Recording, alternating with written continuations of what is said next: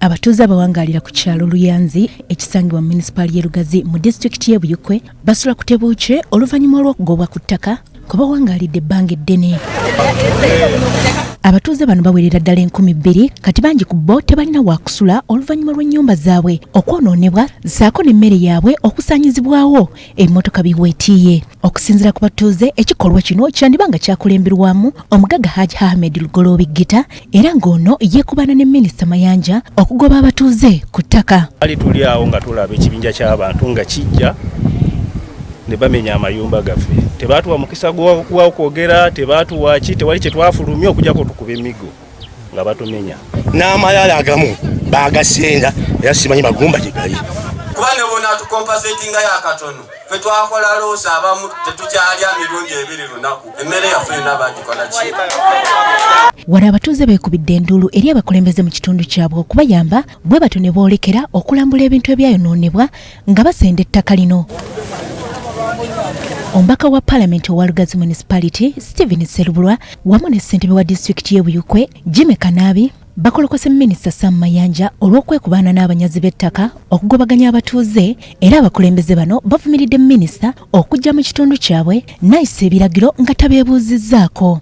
Mwami Mayanja yavuddeko obuzibu bwonna olwa directive ze yakola ki? Ze yakola.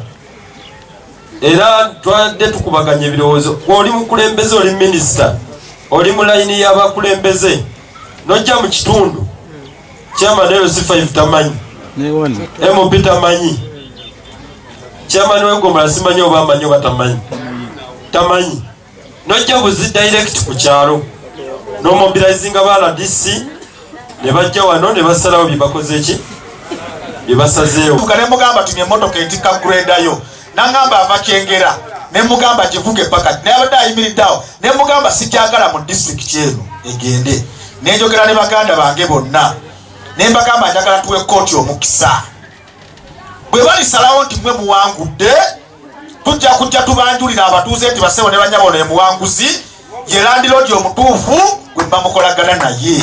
Mu lukiiko olukubiddwa ali ku musigiti y'e Lugazi omwetabiddwamu abatuuze b'ekitundu kino wamu n'abakulembeze ku mitendera egy'enjawulo abakulembeze bagumizza abatuuze nti baakubalwanirira basobole okufuna obwenkanya. Ffe tetulina kye twagala era mukulu Mayanja mukulu Gita njagala okuba directive yange omubaka wa Parliament.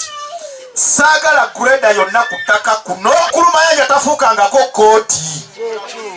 tafuukangako kooti kujja kusalawo nti ono ye mutuufu ono ye mukyamu.